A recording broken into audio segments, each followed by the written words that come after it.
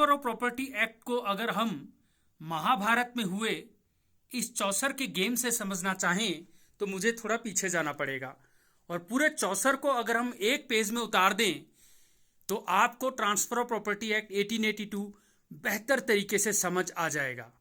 जी हाँ, जिस भारत ने 32.6 का जीडीपी 1000 साल तक मेंटेन किया, उसको अंग्रेजों ने देखो इन जजमेंट्स के थ्रू क्या कहा, ध्यान से देखें।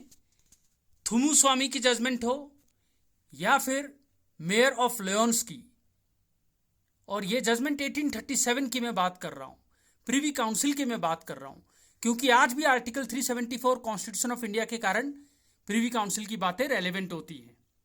तो इन्होंने कहा भारत में हम अपना कानून नहीं लगाएंगे, हमारे कानून तो अंग्रेजों के लिए है, ऐसा लॉर्ड ब्रोगम ने कहा। लेकिन फिर धीरे धीरे वार्डन सेठ राम वर्सेस लखपति रॉय जी लल्ला का केस आया, यानी वो लाला को लल्ला बोल देते थे, 1862 का। तो वहां पर हमने देखा एटलीस्ट JEGC यानी कि जस्टिस इक्विटी गुड कंसाइंस को लगाना तो शुरू कर दिया था, लेकिन आते आते प्राप कैस नियो के केस में 1874 में पहली बार सेक्शन 14 TPA, जी हाँ सेक्शन 14 TPA जिसको हम रूल अगेंस्ट परपेचुइटी कहते हैं, उसको भारत में पहली बार थोपा गया। तो थुमु स्वामी से लेकर लियोन्स के केस से लेकर वार्डन सेठ राम से लेकर प्राप चास का केस हमने देखा। मैकुले को आपको पता ही है, बहुत नफरत थी इंडिया से, और 1833 में इंग्लैंड को चिट्ठी लिखकर मैकुले ने यह कहा कि सर, अगर किसी देश को एक कानून की जरूरत है ट्रांसफर ऑफ प्रॉपर्टी एक्ट की तरह, तो वो भारत को, क्योंकि यहां पर जमीन पे कोई कानून ही नहीं है। हैरानी की बात है, जिस देश ने, आपने यहां पर भी देख सकते हो, ऐसा इतिहास दिया जहां 32.6 का जीडीपी 1 साल 2 साल नहीं 1000 साल रहा, मैकुले साहब का मानना था कि वहां कोई कानून नहीं है। वहां Vikramaditya justice equity good conscience से ही न्याय कर देते हैं। जिस देश के वेदों को ना पढ़ा हो मैक्स मुलर ने, जिस देश में न्याय के लिए अलग से वेद में किताब लिखी गई हैं, वहां पर यह बहुत अनफॉर्चुनेट बात थी। लेकिन फिलहाल एलिजाबेथ II ने फर्स्ट लॉ कमीशन 1877 में बिठाया। 77 में 7 बार बैठक के बाद अल्टीमेटली प्रिवी काउंसिल के ऑर्डर पर यह कानून आता है, TPA 1882। वैसे बता दूं, यह TPA इतना कॉम्प्लिकेटेड इसीलिए हुआ क्योंकि 1929 में कुछ अमेंडमेंट्स आए, और वो कुछ अमेंडमेंट नहीं थे, बहुत ज्यादा अमेंडमेंट थे, जो 1 अप्रैल 1930, जी हाँ 1930 को इन्फोर्स हुए। तो आप जब मॉर्गेज पढ़ेंगे यहां, तो यहां पढ़ेंगे 63A, 60A, 60B, 63A, 65A, इतने सारे A पढ़कर आप थक जाएंगे, ठीक है। 69A, फिर इधर ये भी देख लो 53A, ये इतने सारे, ज्यादातर जो अमेंडमेंट्स आए हैं वो 1929। तो ऐसा नहीं है कि इस एक्ट को अमेंड नहीं किया गया। लेकिन आपको मैं बता दूं, 1882 का ये जो कानून है, ये आज भी रेलेवेंट है आर्टिकल 372 के कारण, क्योंकि कॉन्स्टिट्यूशन ऑफ इंडिया ये कहता है कि अगर आपके देश में कोई नया कानून नहीं बनाया गया तो जो आज़ादी से पहले कानून बने वो चलते रहेंगे। वैसे बता दूं, बड़ा इंटरेस्टिंग ये एक्ट है जो कि कॉन्करेंट लिस्ट में है, और कॉन्करेंट लिस्ट में होने के कारण स्टेट गवर्नमेंट को ये पावर है कि वो अपने अमेंडमेंट कर सकते हैं, और सब पे थोपा नहीं गया।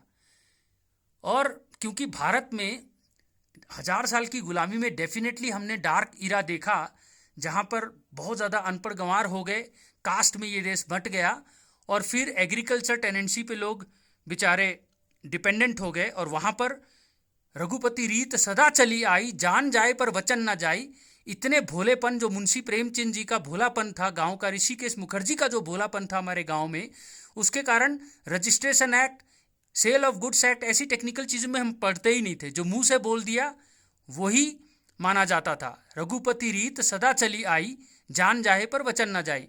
दूसरा कारण, इस देश में जो अंग्रेज बड़ा हैरान होते थे कि फैमिली सिस्टम बड़ा स्ट्रांग था। वहाँ अंकल आंटी थे और यहाँ बुआ, चाचा, फूफा, ताया, और इसीलिए इतने कॉम्प्लिकेटेड इसमें disposition of property act section 3 और 4 हम पढ़ते नहीं है कभी डोपा, उस डोपा को बिना पढ़े आप टीपीए पढ़ेंगे तो आपको कभी भी सेक्शन 14, सेक्शन 13 ये समझ ही नहीं आएगा, अनबॉर्न पर्सन और रूल अगेंस्ट परपेचुइटी। जी हाँ, वही सेक्शन जो आपने देखा था कि 1874 में प्राप्त कैस नियो के केस में भारत में लगाया गया था, क्योंकि भारत में हम अपने बच्चों के बच्चों के बच्चों को भी प्रॉपर्टी दिया करते थे। अंग्रेज इस तरह हमें गुलाम नहीं बना पा रहे थे, तो डॉक्ट्रिन ऑफ लैप्स और ये सब कर करके वो हमारी प्रॉपर्टी हथियाने के चक्कर में उन्होंने भारत में अनबॉर्न बच्चे का ट्रांजैक्शन ही जीरो कर दिया। भारत में मुसलमान और हिंदू दोनों इस चीज़ से खफा हुए, खासकर खोजा कम्युनिटी जो नाम की मुस्लिम है और हिंदू रिलीजन को फॉलो करती है। इसीलिए disposition of property act, dopa act लाया गया, और उसके 3 और 4 को अगर हम सेक्शन 13 और 14 के साथ टीपीए के साथ पढ़ें तो हमें पता चलेगा कि इंडियन सक्सेशन एक्ट क्यों हिंदुओं पे नहीं थोपा गया। क्योंकि अनलाइक इंडियन सक्सेशन एक्ट हमें अपने माँ बाप रिश्तेदारों का पता होता था, यहाँ फैमिली सिस्टम बहुत स्ट्रांग थी और इंग्लैंड में ऐसा नहीं था। इसीलिए इंडियन सक्सेशन एक्ट में अगर आप देखोगे तो क्यूरेटर का कॉन्सेप्ट है, ठीक है, एडमिनिस्ट्रेटर का कॉन्सेप्ट है, जो हम कभी और पढ़ेंगे। और हैरानी की बात है कि वहाँ यहाँ 13 है तो वहाँ 113 है, यहाँ 14 है तो वहाँ 114 में वही बात लिखी है। और इस तरह से ज़्यादातर इंडियन सक्सेशन एक्ट में टीपीए के ही प्रिंसिपल्स को लिखा गया है। इसीलिए अगर आपने टीपीए को अच्छे से पढ़ लिया जो ये चौसर के रूप में है, तो आपको इंडियन सक्सेशन एक्ट समझने में कोई मुश्किल नहीं आएगी। मगर आपको समझ आ जाएगा कि हम एग्रीकल्चर पे बहुत ज़्यादा टिके होते थे, इसीलिए सेविंग क्लॉज रखना ज़रूरी था। वैसे भी आपने एंट्री 6 में जब ये लिस्ट 3 कॉन्करेंट लिस्ट के एंट्री 6 में टीपीए को रखा तो उसमें agriculture land other than agriculture land यानी इसको माइनस कर दिया। और सेविंग क्लॉज में भी अगर आप जाओगे तो जो ऐसा नहीं है कि ट्रांसफर केवल इंटरवाइवोस होता है सेक्शन 5 की तरह, कोर्ट भी तो एग्जीक्यूशन में चीज़ों को बेचती है। सरफेसिया एक्ट भी तो आपने पढ़ा है। जब हम यहाँ पर सेक्शन 65A पढ़ेंगे, ठीक है, ये देखो section 65A power to lease, तो यहाँ पर ये दिया हुआ है, देखो 59, 60 इस तरह आपको 65A भी दिख जाएगा। ये आ गया 65 और ये 65 का A, और ये देखो पावर टू लीज। तो यहाँ सरफेसिया की बात आप पढ़ोगे, ठीक है। ये तो मैं आपको ये बताना चाहता था, अगर आप लीज का कॉन्सेप्ट भी देखोगे तो लीज के कॉन्सेप्ट में जो लास्ट सेक्शन है इसका यानी कि 117, इसमें साफ HPTLRA माइनस, क्योंकि हिमाचल प्रदेश का अपना टेनेंसी लैंड रिफॉर्म एक्ट है, पंजाब का अपना है, हर स्टेट का अपना है, तो वहां पर एग्रीकल्चरल पर्पस के लिए उन लीजों पे इसके प्रिंसिपल को 105 से लेकर 117 तक का जो ये लीज है मेंटोस जिंदगी का, इसको लगाया ही नहीं जाता है। ये बात यहीं से क्लियर हो जाती है जहां हमने पढ़ा कि भाई कॉन्करेंट लिस्ट में है, एंट्री 6 में है और अदर देन एग्रीकल्चरल लैंड पे है, ठीक है। किसानों को बचा लिया। दूसरा, हमने मुस्लिम लॉ को बचाया, क्योंकि मुस्लिम लॉ कहते हैं हम इंसान के बनाए हुए कानून से नहीं चलते, हम डिवाइन लॉ से चलते हैं। तो यहां पर यह लिखा गया कि भाई जो चैप्टर 2 है वो मुसलमानों पे नहीं लगेगा, यानी कि जो ऑर्डिनरी जिंदगी है, मैंने आपको बताया था इसमें 8 चैप्टर हैं। चैप्टर 1 तो चलो सिंपल शॉर्ट टाइटल एक्सटेंट इन सब में खत्म हो जाता है, लेकिन चैप्टर 2 जो 5 से लेकर 53A है यानी ऑर्डिनरी जिंदगी, वो मुसलमानों पे नहीं लगेगा। यानी कि जो मेंटोस जिंदगी है, ये गिफ्ट हो गया, एक्शनेबल क्लेम हो गया, सेल हो गया, एक्सचेंज हो गया, लीज हो गया, ये जो मॉर्गेज हो गया, ये सारा जो है ये सब पे लगता है। लेकिन गिफ्ट में फिर अलग से एक सेविंग क्लॉज बनाना पड़ा और बोलना पड़ा 129 में जो मोर्टिस कोजा का कॉन्सेप्ट है वो मोहम्मदन लॉ, यहाँ पर आप ओवैसी साहब को देख सकते हो, M for mortis causa, M for movable property, M for Mohammedan, यानी अगर कोई मरने की एक्सपेक्टेशन में मूवेबल प्रॉपर्टी को गिफ्ट कर देता है तो वो मुसलमानों पे ऐसा गिफ्ट नहीं बाइंडिंग होगा, क्योंकि ये 122 से 129 पे खत्म होता है गिफ्ट का चैप्टर। और यहाँ पर एक्शनेबल क्लेम 130 से शुरू होकर 137, तो यहाँ पर भी नाग है, यानी 137 एक सेविंग क्लॉज है, यानी कि ये सेल ऑफ गुड सेट के जितने भी ये बिल ऑफ डॉकेट्स होते हैं या stock, share, debenture, negotiable instrument होता है, मर्केंटाइल डॉक्यूमेंट होते हैं, रेलवे रिसीट होता है, बिल ऑफ लेडिंग होता है, इन सब चीज़ों पे लगता ही नहीं है। इसी तरीके से यहाँ पर मुस्लिम लॉ या मोर्टिस कोजा पे लगता ही नहीं है। और वैसे भी सेक्शन 2 सेविंग क्लॉज है, वो कहता है मैं मुसलमानों पे लगता ही नहीं हूँ। और यहाँ पर आपने देखा कि एग्रीकल्चरल लैंड पे ये एंट्री 6 का और लिस्ट 3 का होने के कारण लगता ही नहीं है। लीज भी 117 में कहता है मैं एग्रीकल्चर टेनेंसी पे लीज मेरा लगता ही नहीं है, वहां अपना एक एविक्शन का प्रक्रिया होगा, इस लीज में अपना एक एविक्शन का प्रक्रिया होगा, लीज का पट्टे का प्रक्रिया होगा। फिलहाल ये बैकड्रॉप समझना बहुत जरूरी है। अब आप देख सकते हैं, अगर मैं देखूं कि इस एक्ट में रेंट एक्ट, सरफेसिया, हर स्टेट का अपना एक रेंट एक्ट होता है। सरफेसिया आपको पता है, ये और एक नया कॉन्सेप्ट है, और इसको जब हम 65A के साथ पढ़ेंगे, जहां पर मोर्टगेजर को लीज का अधिकार है, तो उस लीज का अधिकार जो है वो कैसे सरफेसिया रेंट एक्ट के साथ, तो ये बहुत कॉम्प्लिकेटेड हो जाता है, इसीलिए बहुत प्यार प्यार से पढ़ेंगे। टीपीए एक्ट, एक बात तो पता लग गया आपको कि ये एग्जॉस्टिव नहीं है, ये एग्जॉस्टिव नहीं है, आप पढ़ सकते हैं, एग्जॉस्टिव नहीं है, ठीक है। ये ठीक है, मैकुले को लगता था कि भारत के लोग अनपढ़ गंवार हैं, और यहाँ पर एलिजाबेथ टू को बोल के उसने बोला कि यहाँ तो केवल जस्टिस, इक्विटी, गुड कंसाइंस के नाम पर ही विक्रमादित्य, जहांगीर आ जाते हैं, लेकिन हमें इन पे थोपना पड़ेगा। और सबसे पहले सेक्शन 14 की बात हमने कही थी कि प्राप वाले केस में कैसे थोपा गया, फिर डिस्पोजिशन प्रॉपर्टी एक्ट के बारे में हमने पढ़ा, और यहाँ पर सेक्शन 14 पर। फिलहाल हम अब ऑर्डिनरी जिंदगी को पहले पढ़ेंगे। पहले पार्ट में हम ऑर्डिनरी जिंदगी को समझेंगे, और सेकंड पार्ट में हम मेंटोस जिंदगी को। ऑर्डिनरी जिंदगी का मतलब मैं फिर से आपको बता दूं, आप भूले ना तो, ये देखो, ऑर्डिनरी जिंदगी का मतलब है ये पूरा जो येलो है, अब मैं जूम कर रहा हूं, ये वाला, यानी कि जो केवल और केवल अचल संपत्ति पे लगता है।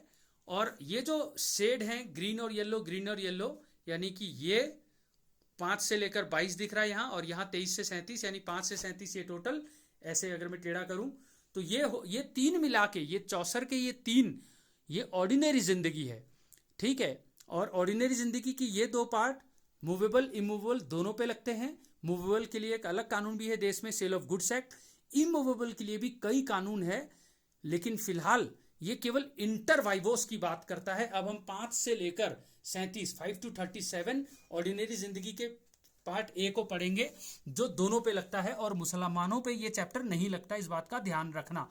फिलहाल तो अब हम देखते हैं बारी बारी, एक एक सेक्शन में हम जूम करेंगे और एक पे फोकस करेंगे। अब केवल मैं 5 पे आपका ध्यान ले जाऊं, क्योंकि हम ऐसे सीरियल वाइज चलेंगे, 5, 6, 7, 8 करके हम फिलहाल 37 तक हम ऑर्डिनरी जिंदगी के चैप्टर 2 के फर्स्ट पार्ट को, जहां मूवेबल, इमूवेबल दोनों पे लगता है, उस पे फोकस करेंगे, जो मुसलमानों पे नहीं लगता। तो टीपीए क्या बोलता है भाई? ट्रांसफर ऑफ प्रॉपर्टी जो सेक्शन 5 बोलता है कि मैं टीपीए इंटरवाइवोस के लिए बनाया गया हूं, यानी जिंदा लोगों के बीच में है। तो फिर आपने ये पेट में बच्चा कैसे दिखा दिया, यानी कि सेक्शन 20। फिर आपने सेक्शन 13 में अनबॉर्न पर्सन कैसे बोल दिया। ये क्या उल्टी पुल्टी बातें करते हो आप भाई? ध्यान से पढ़ो। वो मैं बोल रहा हूं, किसी भी जो बच्चा अभी पैदा ही नहीं हुआ या जो मर गया है, उसको ट्रांसफर करने को मैं डील ही नहीं करता। तो यहां पर केवल और केवल ध्यान से पढ़ो 13 और 20 को, ये केवल इंटरेस्ट की बात करता है, ट्रांसफर की बात नहीं करता। और क्योंकि ट्रांसफर आप कर ही नहीं सकते, सेक्शन 5 मना करता है, तो 5 और 13 में कोई कॉन्फ्लिक्ट नहीं है, क्योंकि वो इंटरेस्ट की बात करता है और ये ट्रांसफर की बात करता है। यहां पर भी 13 में भी आप देखोगे, 13 और 14 को जब हम पढ़ेंगे, यहां भी ट्रांसफर दो जिंदा इंसानों के बीच में होता है, लेकिन जो अल्टीमेट बेनिफिट देना है, जो वेस्टेड राइट देना है, जो कंप्लीट राइट देना है, वो किसी हम अनबॉर्न बच्चे को देना चाहते हैं, तो इसीलिए कॉन्फ्लिक्ट में नहीं आता। समझ आ गया?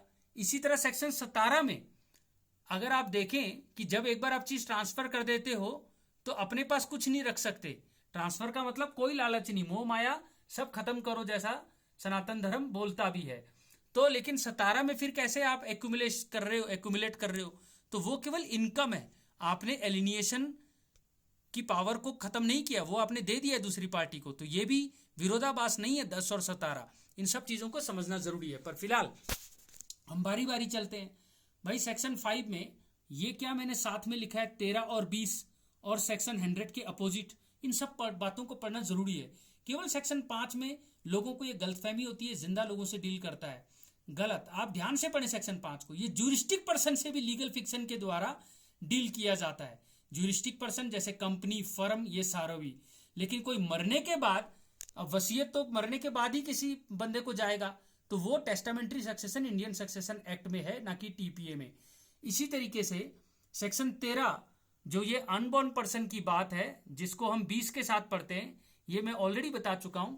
यहां पर ट्रांसफर जिंदा इंसान को ही होता है, चाहे अल्टीमेट बेनिफिट जो एक अनबॉर्न बच्चे के लिए होता है, इसीलिए कॉन्फ्लिक्ट में नहीं है। लेकिन 100 के कॉन्फ्लिक्ट में क्यों है? क्योंकि सेक्शन 5 कहता है ये ऑपरेशन बाय लॉ की मैं बात नहीं कर रहा, ये दो जिंदा इंसानों के ट्रांसफर की बात कर रहा हूं। जबकि सेक्शन 100 मॉर्गेज के चैप्टर में आपने देखा था, छोटा सा CBS को अलग से चैप्टर नहीं मिला, 3, 4, 5, 6, 7, 8 में SM लेगा यानी सोना, ये आप देखें तो M में C है तो सोना मोती चांदी लेगा। तो ये चैप्टर 4 में 58 से 99 मॉर्गेज की बात करता है, 100 से 104 चार्ज की बात करता है, लेकिन एक ही चैप्टर में है, चैप्टर 4 में। तो फिलहाल अगर मैं यहाँ आऊँ तो यहाँ आप देख सकते हो, ये माफ़ करना आप वीडियो देखते समय आपको कभी हॉरिजेंटल और कभी वर्टिकल पकड़ना पड़ रहा है, मगर मैं आपको क्लोजअप दिखाना चाहता हूँ कि यहाँ पर एक्ट ऑफ पार्टी और ऑपरेशन ऑफ लॉ दोनों के द्वारा चार्ज यानी सेक्शन 100 होता है। जबकि सेक्शन 5 में आपने क्या पढ़ा कि ये केवल इंटर वाइवोस की बात करता है, ना कि किसी ऑपरेशन ऑफ लॉ की, दो जिंदा इंसानों के बीच में, और ऑपरेशन ऑफ लॉ को नहीं कवर करता। मगर 100 इसका एक अपवाद की तरह है, क्योंकि जो चार्ज है जो मॉर्गेज की तरह होता नहीं है, क्योंकि इसमें कोई सिक्योरिटी होता नहीं है, फिर भी एक इनकम्बरेंस रहता है और इसमें सारे सिंपल मॉर्गेज के ही प्रिंसिपल को फॉलो किया जाता है। तो ये एक्ट ऑफ पार्टी के द्वारा भी हो सकता है, ऑपरेशन के द्वारा भी। सेक्शन 39, सेक्शन 100 ये बहुत इंपॉर्टेंट कॉन्सेप्ट हैं, इसको हम समझेंगे, ठीक है, कि कैसे आपकी पत्नी आपसे मेंटेनेंस मांगती है जैसे सेक्शन 39 में, और आप उससे बचने के लिए किसी को बेच देते हो, दूसरे आदमी जो है उससे भी फिर आपकी वाइफ जो है मेंटेनेंस मांग सकती है 39 में, क्योंकि वो चार्ज लग जाता है सेक्शन 100 का, ठीक है। तो ये बातें हैं। फिलहाल मैं वापस नीचे आता हूँ। सेक्शन 5 के बाद आप देख सकते हैं सेक्शन 6 व्हाट में बी ट्रांसफर। तो मैं वापस इसको हॉरिजेंटल करता हूँ ताकि हम एक ही पे फोकस करें, पर किस चीज़ को ट्रांसफर कर सकते हो, किस चीज़ को नहीं।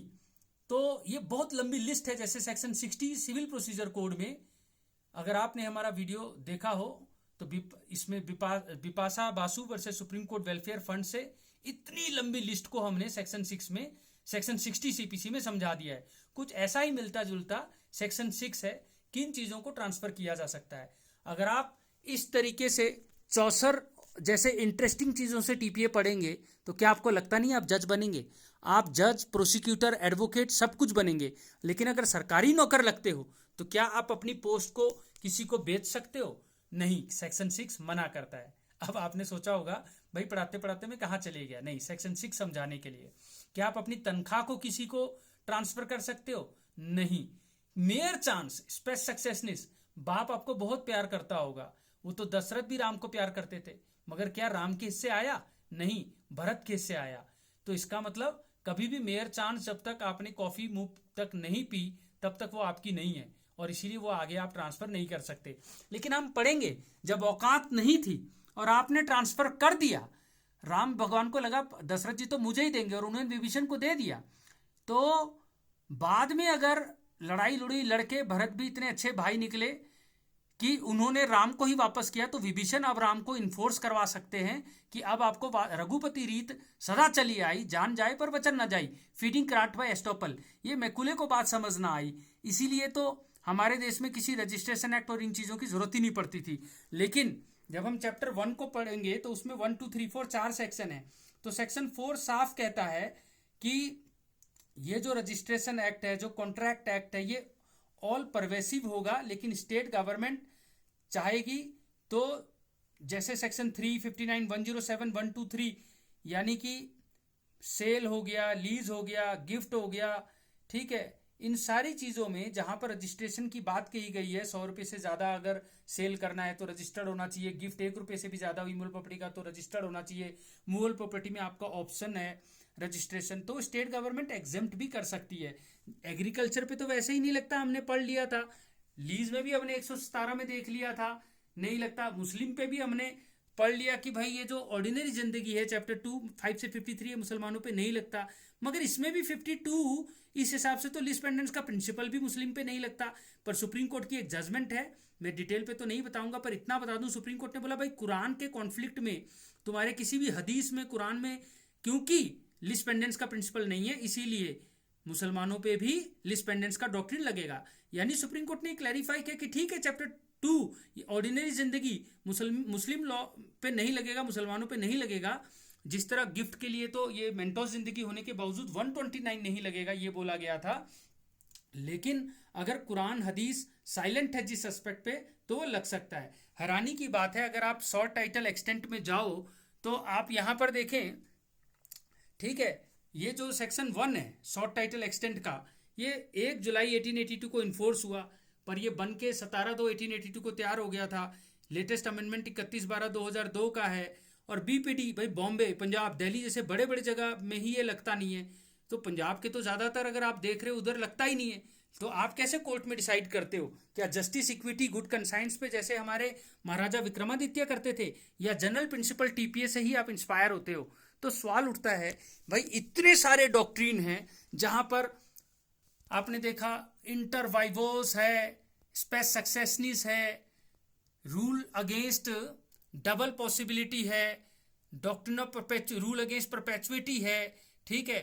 फिर आप देखते हो डॉक्ट्रिन ऑफ एक्यूमुलेशन है 17 में। फिर आप देखते हो अनबॉर्न बच्चे का कॉन्सेप्ट है। फिर आप अगर इस तरह देखते हो, यहां पर आते हो तो यहां पर आप देखते हो डॉक्ट्रिन ऑफ आप यहां पर देखो साइप्रस है। फिर डॉक्ट्रिन ऑफ यहां पर देखो डॉक्ट्रिन ऑफ एक्सेलरेशन है 27 में, ठीक है, और डॉक्ट्रिन ऑफ साइप्रस 26 में है। फिर डॉक्ट्रिन ऑफ इलेक्शन आप देखते हो 35 में है। डॉक्ट्रिन ऑफ अपोर्शनमेंट 36 और 37 में है। मतलब डॉक्ट्रिन ही नहीं खत्म होते। ये एक न्याय की बातें है ना। एक जज को अगर राजा की तरह, देखो पहले भगवान न्याय करते थे, फिर जजेस ने करना शुरू किया, डिवाइन फंक्शन है, तो कुछ सेटल प्रिंसिपल होने चाहिए ताकि आप अच्छी नियत के बावजूद ब्लंडर ना करने लग जाओ। पंजाब पे नहीं लगता, दिल्ली पे नहीं लगता, पर बाद में अमेंड कर दिया गया था। मुंबई पे भी बाद में अमेंड होके लगाना शुरू कर दिया। पर नहीं भी लगने के कारण अगर पंजाब में आप बेसिक जो वही चीजें फॉलो करते हो, ये हमने 43 पढ़ा था कि जब औकात नहीं है तब आपने मतलब दे दिया, बाद में औकात आ गई तो अब आप पे एस्टॉपल लग जाएगा। 43 में फीडिंग ग्रांट बाय एस्टॉपल का कॉन्सेप्ट है। फिर आप यहाँ देखते हो भाई ऑस्टेंसिबल पर्सन का कॉन्सेप्ट है, ठीक है। और इस तरीके से आप यहाँ देखते हो पार्ट परफॉर्मेंस का कॉन्सेप्ट है। यहाँ पर आप देखते हो 52 में लीज पेंडेंस का कॉन्सेप्ट है। यानी डॉक्ट्रिन्स ही नहीं खत्म होते। अगर आप लीज में भी जाओ तो आपको होल्डिंग ओवर का कॉन्सेप्ट सेक्शन 116 में आपको दिखेगा, होल्डिंग ओवर का कॉन्सेप्ट दिख जाएगा, ठीक है। इतने सारे, और यहाँ पर आओगे मॉर्गेज में तो और ज़्यादा सुंदर है। आपको यहाँ पर कंसोलिडेशन दिखेगा सेक्शन 61 में, डॉक्ट्रिन ऑफ कंसोलिडेशन दिखेगा। अगर आप नीचे जाओगे तो सेक्शन 73 में जो मोर्गेजी का राइट है, सब्स्टिट्यूटेड सिक्योरिटी का आपको दिख जाएगा। यहाँ पर तो आपका दिल ही खुश हो जाएगा। DCMP by deposition, contribution, marshalling, priority आप देखोगे तो भाई जब आप ऑर्डिनरी जिंदगी में जाओगे तो 48 वहां पर भी है, पर मेंटोस जिंदगी में यही प्रायोरिटी का कॉन्सेप्ट 78 में भी है। और किस तरीके से अगर आप यहाँ पर रिडेम्पशन का कॉन्सेप्ट देखोगे, RUFD रिडेम्पशन अप और फोरक्लोजर हमेशा डाउन क्यों होता है, 91 94 को एक साथ क्यों पढ़ते हैं, ये एनोमलस मॉर्गेज गिरगिट की तरह क्यों दिख रहा है, ये 85 86 87 88 89 90 जब सीपीसी में ऑर्डर 34 अमेंड होके आया तो क्यों उड़ा दिया गया था, और चार्ज के लिए कोई अलग से चैप्टर नहीं दिया। ये जो मोती और चांदी MC एक साथ है तो 100 से लेकर 104 में 100 में एक्ट ऑफ पार्टी और ऑपरेशन ऑफ लॉ दोनों के द्वारा आता है। ये सारा कॉन्सेप्ट आप देखोगे तो कॉन्सेप्ट ही नहीं खत्म होते। इतने सारे डॉक्ट्रिन्स हैं, दिल खुश हो जाता है आपका। यहाँ पर आप देखोगे अगर एक्सेशन का कॉन्सेप्ट है, इंप्रूवमेंट का कॉन्सेप्ट है, डॉक्ट्रिन ऑफ कंसोलिडेशन का, राइट टू रिडेम्पशन का, राइट टू फोरक्लोजर का, सब्स्टिट्यूटेड सिक्योरिटी का, इम्प्लाइड कॉन्ट्रैक्ट का, ठीक है। इतनी सारे कॉन्सेप्ट्स को ऑनर ओम तो ओ ऑनरस गिफ्ट का, यूनिवर्सल डोनी का, और ये मोर्टिस कॉजा का कॉन्सेप्ट, तो मजा आ जाता है। मैं कहने का मतलब है भाई इस लॉ को पढ़ने में आपको मजा आ जाएगा। लेकिन आज के वीडियो में हम